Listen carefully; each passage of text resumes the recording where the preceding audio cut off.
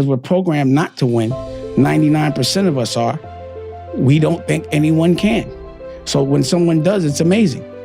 But it's just a program. As soon as you're born, you don't know about fear or what to be scared of until someone tells you what to be scared of. And a lot of what people tell you to be scared of is to actually be successful and dream and be independent and be on your own. If you were a conniving person that wanted to take over the whole world and you had that kind of power, you had to program everybody.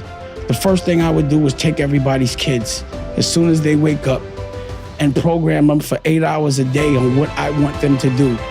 I want you to go to college. I want you to get a job. I want you to work until you're 70. I want you to be unhappy. I want you to have debt. I want you to go get a loan to go to college. And then I want you to work that off. You understand what I'm saying? And then you pay for that.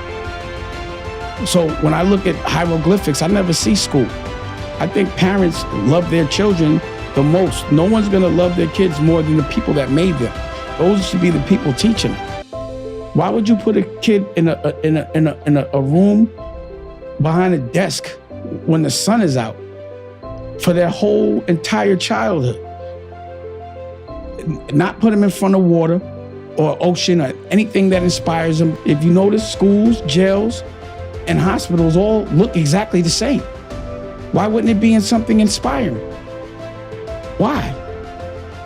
Because it's a program to keep us controlled. You have to have order of masses. You have to have them all doing the same thing so you can know what they're doing, you can monetize what they're doing, you know how they're doing it. So at a very early age, I was like, yo, all this shit y'all teaching me, first of all, none of it makes me think I'm number one.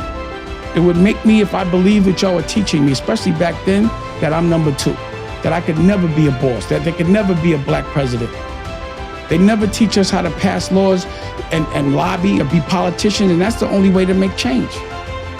So it has to be strategic. So when a cycle continues over and over again without change, it's either insanity or it's intentional.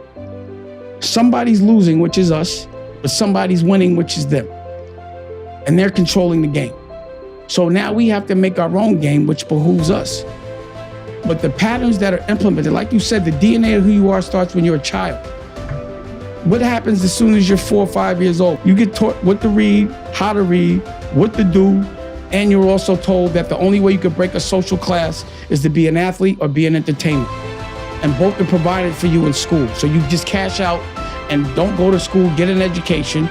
You go and invest all your dreams in being an athlete, which is like lotto. And when it doesn't happen, they build a jail based on those that don't graduate.